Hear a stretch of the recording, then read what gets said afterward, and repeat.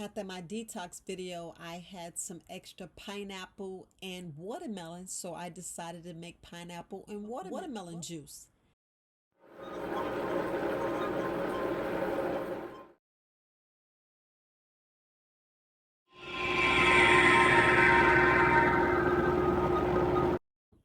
I don't know about you guys, but watermelon juice, look at the benefits.